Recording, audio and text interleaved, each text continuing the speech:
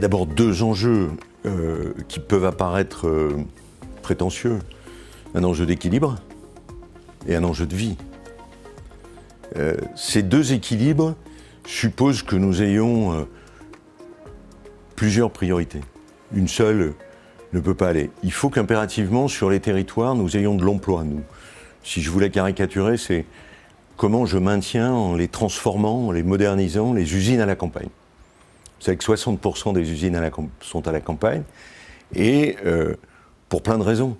Il y a eu une métropolisation de l'emploi, et notamment sur les emplois nouveaux du numérique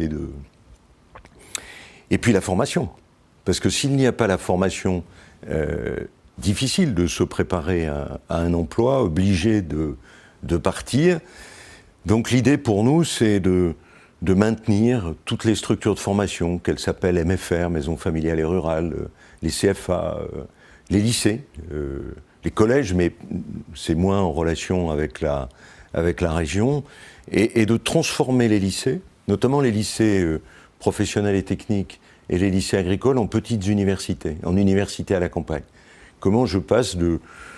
J'ai mon bac, j'ai un bac pro, j'ai un bac agri, et comment je fais un BTS, comment je peux faire à Felletin, comment je peux faire à la Souterraine, un bac plus 5, dans des domaines de spécialité. Bien entendu, on doit penser au logement des jeunes. On peut pas, la région ne peut pas tout faire, elle se focalise sur le logement des jeunes. Après cela, il faut que les habitants trouvent les services nécessaires. C'est la santé. D'où le développement massif des maisons pluridisciplinaires de santé, ou des maisons de santé pluridisciplinaires. Faire en sorte qu'au-delà des médecins, on puisse avoir l'interne ou l'externe qui viennent se former auprès d'un médecin tuteur, parce que c'est le seul moyen de le faire revenir dans un lieu un peu éloigné des centres-villes, qu'on puisse avoir des permanences aussi de médecins spécialistes, ce qui fait qu'on upgrade en quelque sorte, on élève le niveau de service de santé. Bien entendu, on accompagne aussi tout ce qui est réhabilitation de centre-bourg et retour des commerces, lutte contre le logement vacant. Il y a la mobilité, bien entendu. Il y a l'accompagnement des personnes âgées à domicile, qui fait partie de tout cela, d'où l'idée, d'où la création du Gérontopole. 10% de la population de Nouvelle-Aquitaine aura plus de 75 ans. Donc il y a un vrai défi aussi de qualité de vie à organiser. C'est un peu tous ces...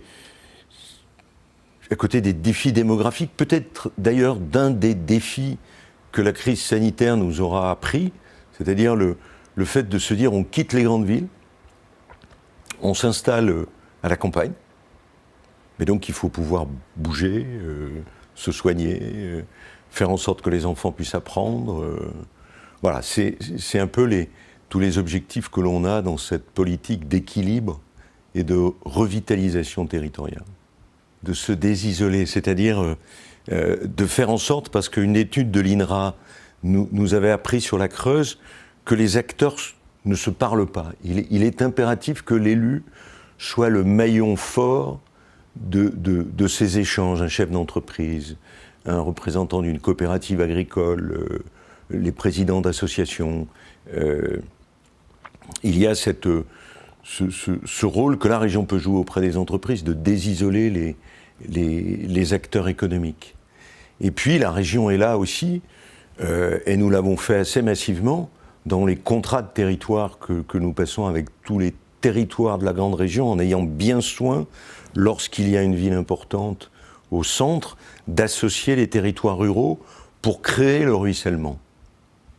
Faire en sorte qu'on n'ait pas la gestion de telle ou telle ville importante, et puis que l'on n'ait pas, que l'on ait à côté une autre problématique des territoires ruraux qui se rassemblent autour. Et d'abord parce qu'il y a des services que la ville, je pense, des services hospitaliers, mais pas que, les services commerciaux, services médicaux, les services scolaires ou universitaires.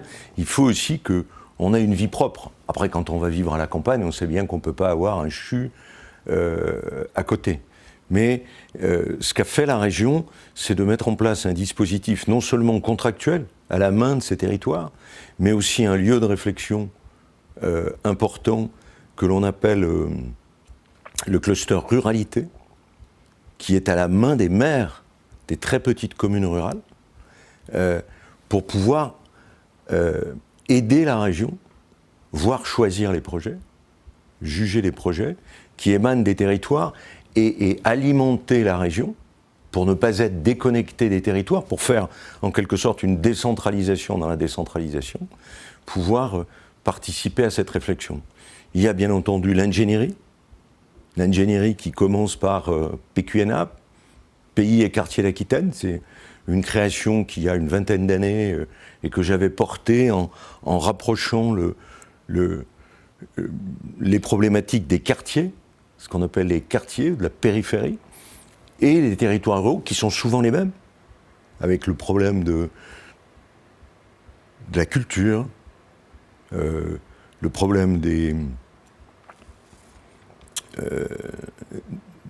ce qu'on appelle aujourd'hui des tiers-lieux. Comment imaginer un tiers-lieu, comment faire circuler les bonnes pratiques. PQNA est aussi un observatoire important qui irrigue l'ensemble des territoires avec les observations et les conseils qu'il peut apporter. Puis ce défi majeur, qui est compliqué, de réhabilitation d'un certain nombre de villes. On a des succès, par exemple, et un bon exemple avec la ville de Castillon-la-Bataille. Et on voit bien qu'il y a beaucoup d'opérateurs sur le foncier, sur l'acquisition des bâtiments, sur la rénovation commerciale, sur les logements qui sont au-dessus des commerces, sur cette façon aussi de se dire ça suffit aujourd'hui de signer des permis de construire sur les grandes surfaces à la périphérie, qui emportent l'usage de la voiture, qui détruisent le commerce de centre-ville, alors même, je le rappelle, le commerce de centre-ville crée 2 fois plus d'emplois que les grandes surfaces. Et puis c'est une façon d'établir les circuits courts, c'est une façon de rétablir une vie importante. Ce que nous avons fait aussi dans les contrats de territoire, c'est de financer plus de 100 postes d'ingénierie. Et aujourd'hui, sur la première campagne du précédent mandat, c'est en gros 1 milliard d'investissements sur lequel la région aura financé 20%, plus de 200 millions d'euros. Donc c'est à la fois la région joue un rôle, si j'ose dire, de grand frère, et puis en même temps, dans la République décentralisée aussi, d'accompagnement aux territoires les plus ruraux de la région. La cohérence des problématiques, ou le rapprochement des problématiques qu'un quartier, une ville de banlieue peut avoir. Je pense notamment à la présence des services. Je pense notamment à la réhabilitation des logements. Je peux penser aussi à l'aménagement d'un certain nombre de sites naturels autour de ces grands ensembles. J'ai un souvenir un de mes objectifs lorsque j'étais maire de Pessac a été de refaire, et c'était dans un état déplorable, le centre de jeux, de sport, à côté des tours de Sège, à Pessac. C'était aussi le doublement de la bibliothèque. Donc c'est ça. Et quand vous êtes dans un quartier rural, alors certes, nous avons aujourd'hui développé massivement et le plus rapidement possible le très haut débit, qui nous permettent de développer des tiers-lieux, qui sont d'abord des lieux de travail à distance, et nous ne savons pas ce qui va se passer demain avec les variants de la Covid. C'est aussi pouvoir se retrouver à distance, non pas isolé dans sa cuisine, mais aussi de travailler dans une forme de bureau collectif. Mais en tout cas, on se trouve avec des problématiques communes. Et puis, ce qui est important pour moi, c'est de ne pas réinventer la roue à tout bout de champ. D'où le rôle d'observatoire de PQNA.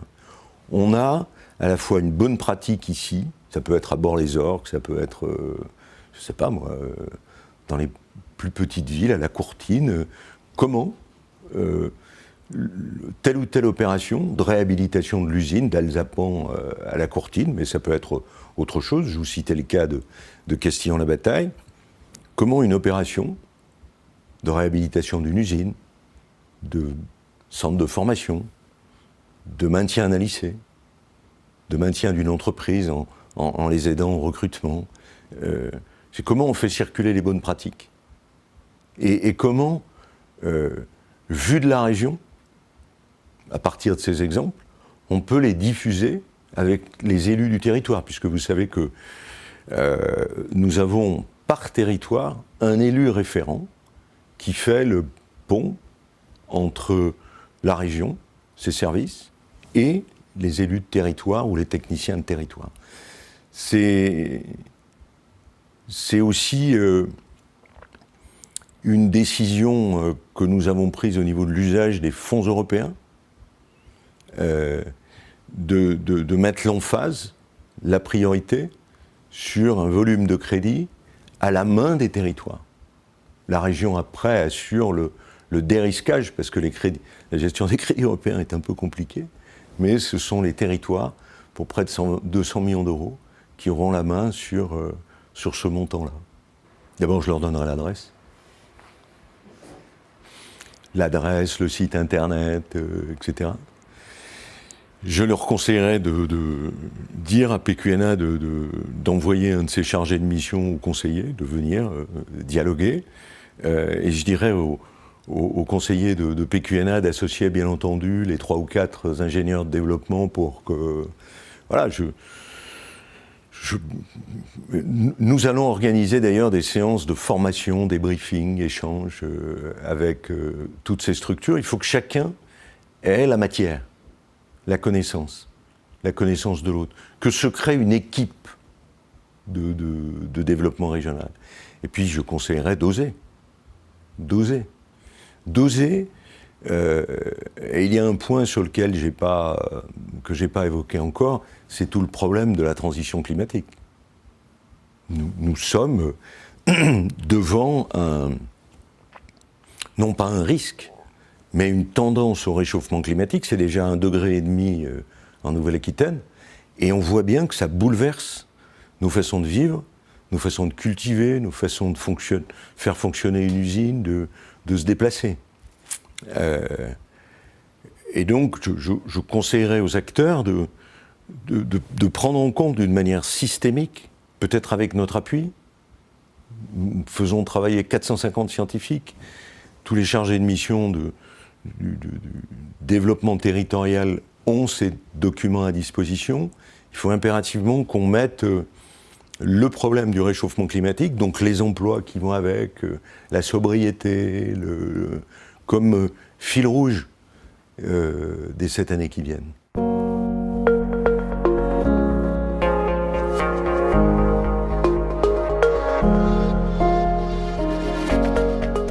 La Banque des territoires, elle est avant tout à l'écoute de chaque territoire dans l'expression de ses besoins.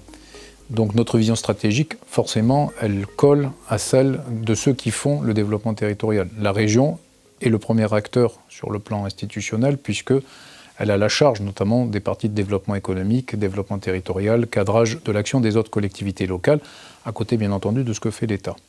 Dans ce contexte-là, notre souci, c'est évidemment d'être à l'appui au titre de l'ingénierie, du prêt et de l'investissement, de tous les opérateurs, de tous les acteurs qui feront le développement territorial. Le développement territorial, c'est autant la capacité à aider les entreprises à se mobiliser pour créer de la richesse sur les territoires, que de pouvoir aussi gérer les éléments de fracture territoriale, comme par exemple le travail qui se fait sur les territoires les plus ruraux, où on a un besoin de rétablissement des équités territoriales. Dans ce contexte d'ensemble, la Banque des territoires collabore avec la région Nouvelle-Aquitaine dans plusieurs domaines. Je pense notamment à la politique de centre-bourg, qui permet effectivement de déployer de l'ingénierie pour aider les communes qui sont bénéficiaires de cette politique à essayer de gérer les difficultés qu'elles connaissent dans la question du logement, de la mobilité, de la gestion des besoins de services, par exemple. Mais nous sommes aussi un acteur qui va s'intéresser aux côtés de la région à des éléments structurants vis-à-vis des besoins de la Nouvelle-Aquitaine. J'entends par ailleurs quels sont les besoins au titre du développement touristique, qui pèse quasiment 10 points du PIB régional, quels sont les besoins au titre de l'économie solidaire et sociale, qui est des entreprises extrêmement présentes en Nouvelle-Aquitaine, quels sont les besoins au titre du développement numérique. Donc on essaye à chaque fois de constituer des outils qui permettront aux acteurs de se sentir soutenus. J'ai aussi le sujet des énergies renouvelables, où nous sommes un co-investisseur du Fonds Terra Énergie avec la région. Donc tous ces segments-là, on essaye de les soutenir par un co-investissement et faire en sorte que, à côté de la région, à côté des autres acteurs, nous puissions faire en sorte tout simplement de mériter notre dénomination de Banque des territoires, c'est-à-dire à la fois un investisseur et à la fois un acteur soucieux du développement territorial.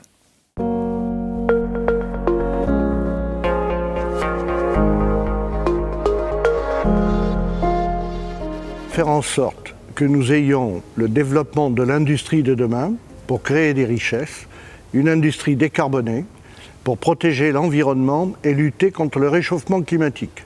Nous sommes en pleine phase avec la région puisqu'ils sont engagés d'un côté au développement économique et au soutien à l'industrie et au développement industriel. Et j'en remercie le président Rousset parce que c'est son grand engagement. Et de l'autre côté, à lutter contre le réchauffement climatique et avec, au milieu, l'usine 3.0, c'est-à-dire le développement d'un site industriel qui soit moderne et efficace. Et puis, nous sommes ici sur le site d'Esther. La recherche et le développement doivent permettre de créer les outils de demain, soit pour réparer ce que l'homme a abîmé dans la nature, soit pour fournir les outils de fonctionnement de demain. Et vous savez, les céramiques, ici nous avons aussi tout le cycle de l'eau, nous avons aussi la protection liée à la dématérialisation avec la sécurité informatique. Donc nous avons beaucoup d'atouts et nous devons travailler ici à faire en sorte que les créateurs qui sortent de l'université, qui sortent de nos écoles d'ingénieurs, les doctorants, puissent trouver la possibilité de développer leurs talents, de développer leurs innovations, de créer les produits de demain, et nous les accompagnons pour qu'ils passent de start-up à TPE, PME. Puis, ce que je souhaite, c'est qu'à Limoges naissent dans les 15 ou 20 ans à venir une dizaine d'entreprises sur le modèle de Legrand. En ce qui concerne le fait d'attirer les entreprises, les TPE, les start-up, voire les TPE, les PME, voire des entreprises plus grandes. Nous sommes en train de développer avec Limoges Métropole le complément de ce que nous faisons à la ville et de ce que nous faisons dans nos communes, c'est-à-dire le travail pour que les gens vivent heureux avec des transports, l'air y est pur, il fait bon vivre, il fait bon circuler, on prend peu de temps. Donc avec la qualité de vie, que nous ayons aussi la qualité d'accompagnement des entreprises, que ces entreprises puissent trouver des terrains, et qu'avec ces terrains, elles puissent trouver une offre de bâtiments industriels au niveau où elles le souhaitent et dans des conditions qui soient des conditions de facilitation. Et nous avons l'idée, et c'est Mehdi Hammouche qui l'apporte, et j'espère qu'il va l'apporter jusqu'au bout, nous avons l'idée de travailler sur des blocs d'installation d'entreprises qui soient coordonnés et où les entreprises soient soit du même type de production, soit des types de production complémentaires, de telle manière qu'il y ait une synergie sur nos différents sites. Et puis, tous les sites industriels qui sont abandonnés, nous les récupérons, nous les recyclons et nous travaillons autour de cette coordination. Par exemple, nous sommes en train de travailler sur un site d'implantation du luxe et de la production de vêtements, de la production de cuir et de la production d'objets précieux qui puissent servir. Donc là, il y a une coordination parce que ce sont les mêmes grosses entreprises qui sont bailleuses d'ordre et en même temps, il y a la possibilité de former des gens à des métiers. Ils peuvent passer du métier du vêtement de très haute qualité à des métiers du cuir de très haute qualité et croisés. un peu aussi, je ne sais pas si vous avez vu la théière qu'avait fait Bernardo avec l'anse en cuir Weston. Eh bien, tout ça, c'est de la créativité à Limoges. Et cette créativité à Limoges, eh bien, il faut la pousser, il faut la développer, il faut la faire connaître. Et c'est pour ça que j'en profite pour la faire rayonner chaque fois que je peux au niveau français, au niveau européen, avec la route de la céramique et tous nos autres échanges, les villes créatives de l'UNESCO, et au niveau mondial.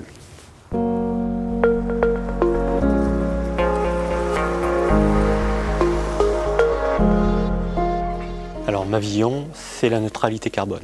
Et c'est celle du groupe EDF, puisqu'elle l'a inscrite dans sa raison d'être récemment.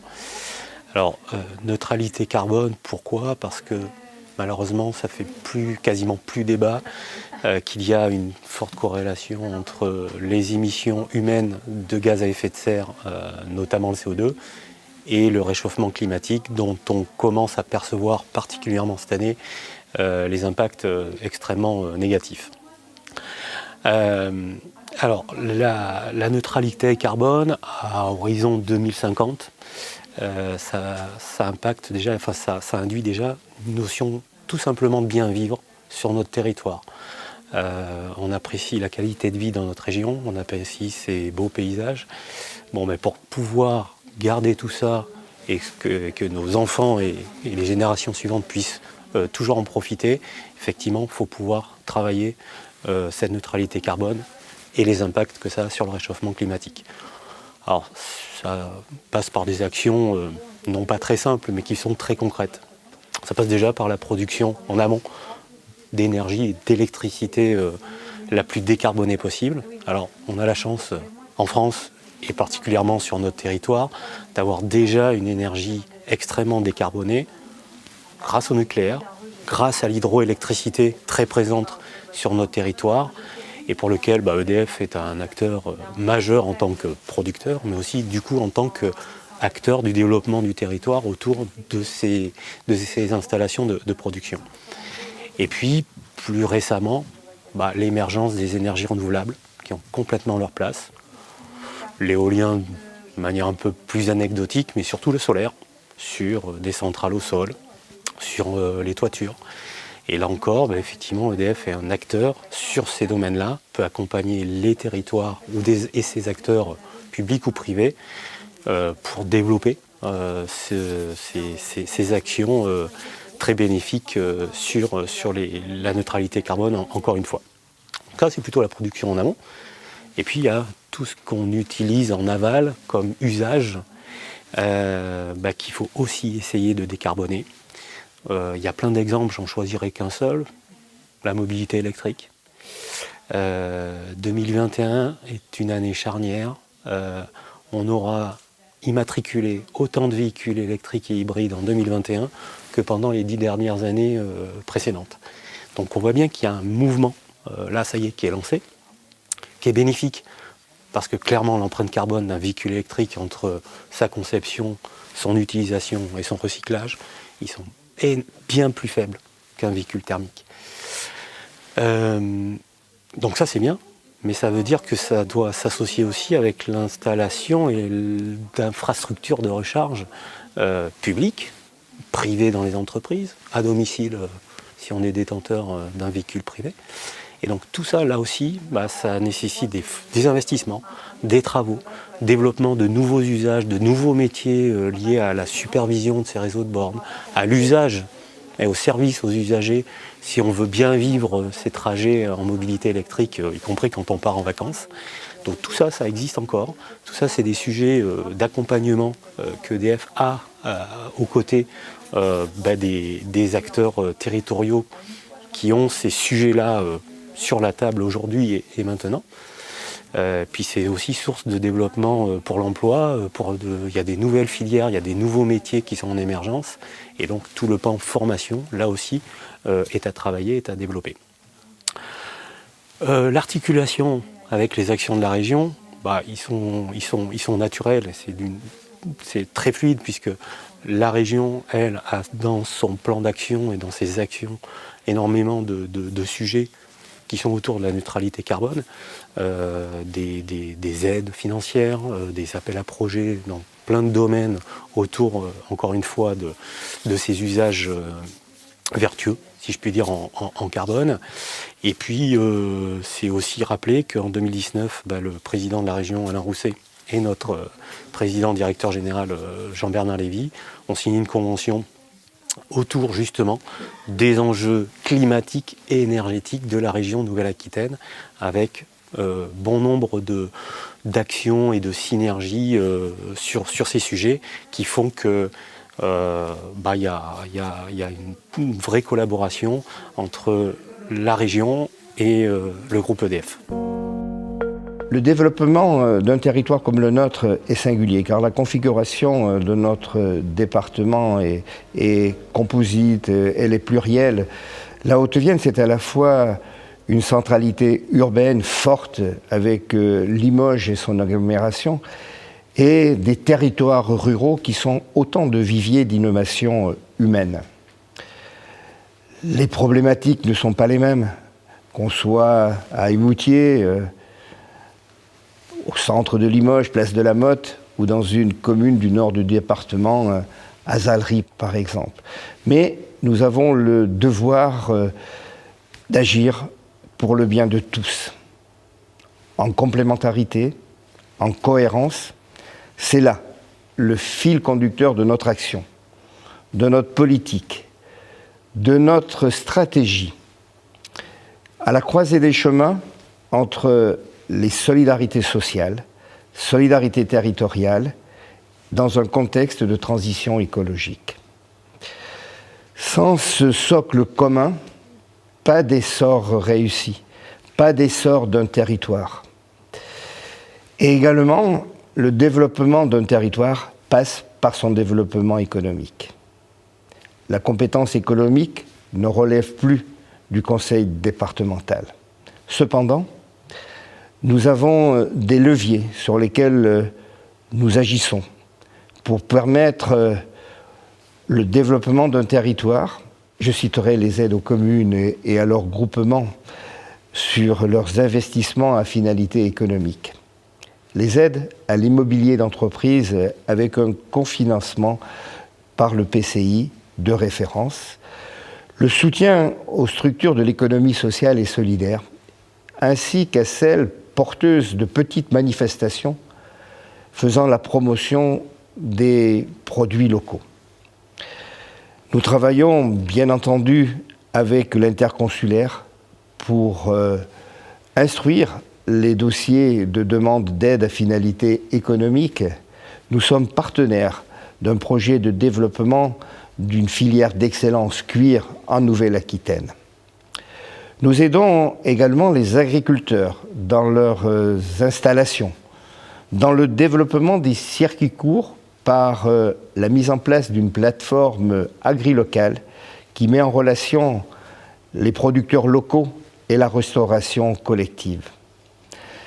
Dans cette démarche volontariste de développement, il y a donc deux niveaux, deux dimensions. La dimension locale, par l'intermédiaire des dispositifs dont je viens de parler, et aussi la dimension supra, qui, elle, relève de l'attractivité du territoire. Je citerai l'exemple de la campagne qu'on a conduite en 2020. Souriez, vous respirez, avec la CCI. Un véritable succès. Aujourd'hui, nous nous attelons à cet enjeu d'avenir qui consiste à valoriser nos atouts pour donner envie aux personnes, aux porteurs de projets, de venir travailler, vivre, innover, s'épanouir en Haute-Vienne. Car nos territoires et notre département sont des laboratoires pour des projets de vie, pour des projets professionnels dans un environnement protégé exceptionnel. Je le sais, l'Europe, l'Union européenne, est attachée à la cohésion territoriale. De notre côté, nous y œuvrons chaque jour. Donc avec cette ambition partagée qui part du terrain et qui qui fait l'objet d'une attention forte de votre part avec les différents financements que vous apportez. Mais j'espère que cette ambition soit couronnée de succès pour nos territoires et pour notre département. Je vous souhaite à tous, à toutes et à tous qui participaient à ce colloque une très bonne journée et je suis preneur, bien entendu, de toutes vos conclusions.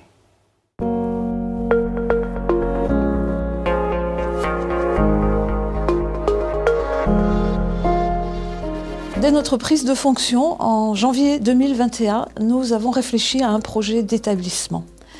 Les fondements de notre réflexion ont été les suivants. Nous sommes partis des caractéristiques de l'Université de Limoges. C'est une université pluridisciplinaire, très fortement impliquée dans son territoire, rendant le service public de proximité aux étudiants. C'est une université multisite, résolument multisite, Limoges, Guéret, Tulle, Égletons, Brive, pour citer les principaux sites. Et c'est une université qui promeut une recherche pluridisciplinaire, mais avec des niches très reconnues et fortement connectées au monde socio-économique. Ensuite, nous avons travaillé sur l'idée que le passage à la Nouvelle-Aquitaine doit entraîner une réflexion sur le positionnement de l'université, même si ça fait quelques années déjà que nous sommes dans la grande région.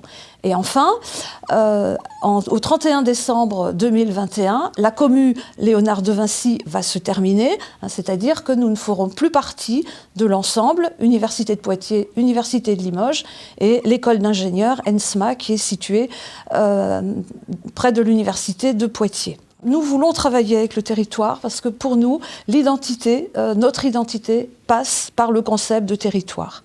Ce que nous souhaitons, c'est d'être l'acteur principal de notre écosystème d'innovation territoriale.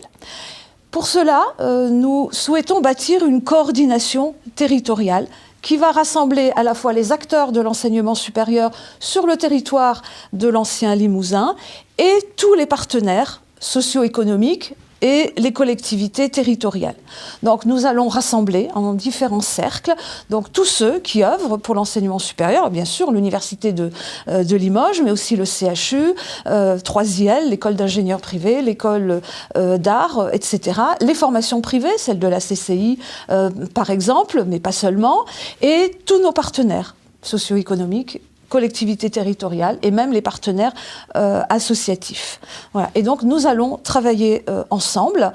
À la fois, l'université peut répondre aux besoins du territoire, mais le territoire est là aussi pour répondre aux besoins de l'université. Et pour cela, nous sommes en train de construire cette coordination territoriale, mais ce qui est important, c'est que c'est une co-construction. C'est la raison pour laquelle nous sommes en train de signer, de mettre en place des conventions. Alors nous l'avons déjà fait avec la ville de Brive, nous sommes en train de le faire avec Limoges Métropole. Nous sommes tous au service de nos étudiants, au service aussi de notre territoire. Et l'impact de l'université sur son territoire, eh bien, il est à étudier, il est à mettre en place. Et ce colloque nous donnera l'occasion eh bien, d'aller plus loin dans notre réflexion.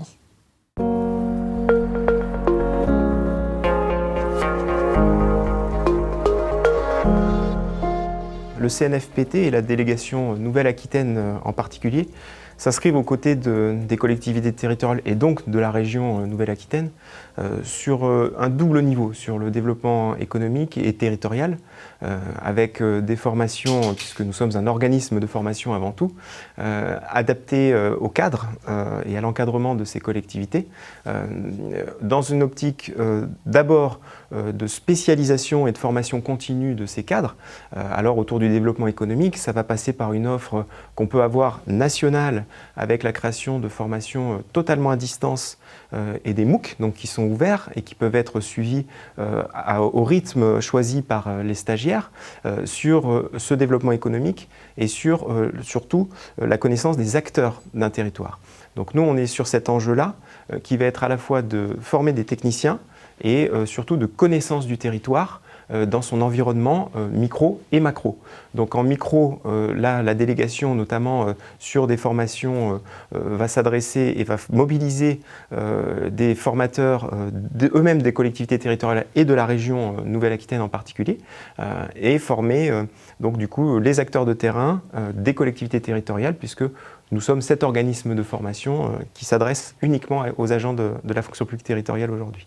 Tout part de l'institut qui s'appelle l'INSET de Dunkerque, qui porte cette offre de formation nationale et qui met en réseau justement les délégations de l'ensemble du territoire du CNFPT, donc qui couvre tout le territoire national sur le CNFPT, pour, avec des conseillers formation, composer une offre adaptée et évolutive surtout, puisque la stratégie dans le développement économique, c'est qu'il faut suivre le mouvement. Et il y a un mouvement très rapide qui s'instaure aujourd'hui, avec une part d'Europe qui vient percuter ce développement économique, l'international et puis le national. C'est-à-dire suivre aussi l'adaptation plus locale sur les territoires de ce qui se passe dans les entreprises et comment, à ce moment-là, les collectivités et notamment les régions vont gagner en expertise pour pouvoir suivre ce mouvement et adapter leurs réponses et adapter les politiques publiques du coup, à ces mouvements extrêmement rapides qui se profilent aujourd'hui.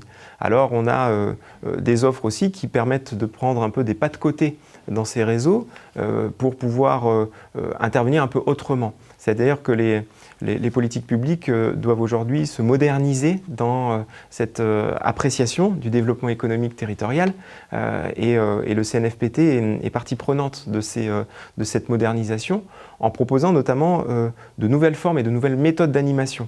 On n'est plus nous-mêmes dans de la formation continue très classique, descendante, avec un expert qui va délivrer le bon discours, mais plutôt la constitution de réseaux de spécialistes qui vont être en mesure de capitaliser sur de l'échange de pratiques et qui vont aussi permettre d'apporter la connaissance justement de ce qui se passe à l'échelle européenne.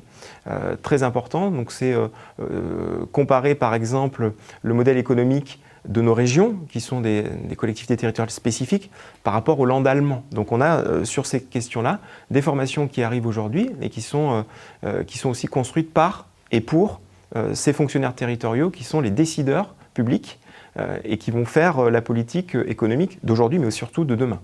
Donc on essaye aussi d'anticiper sur ces mouvements-là par de la veille. Donc ce même institut de Dunkerque fait une veille sur les grands mouvements économiques pour pouvoir adapter cette offre de formation. Donc voilà la stratégie de l'établissement.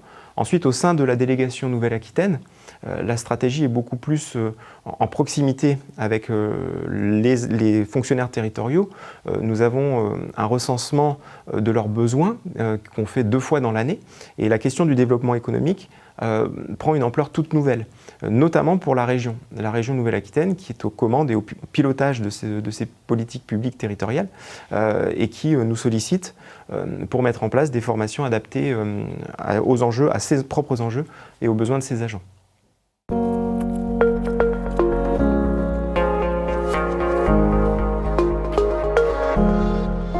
La Fondation partenariale de l'Université de Limoges a pour rôle de soutenir les projets en interaction entre le monde socio-économique et les acteurs de l'Université de Limoges, que sont les chercheurs, enseignants-chercheurs et les étudiants. Donc ce soutien se fait au travers de 2 types d'actions, qui sont des actions de montage de chaires d'excellence en recherche et puis l'organisation d'événementiels. Alors les thématiques des chaires d'excellence et des événementiels, donc conférences, actions étudiantes, etc., sont essentiellement des thématiques liées aux enjeux territoriaux. Alors vous trouvez parmi ces thématiques la transition énergétique, la transition hydrique, des problématiques d'éthique et de droit. Juste à titre d'exemple, la santé, bien entendu, également.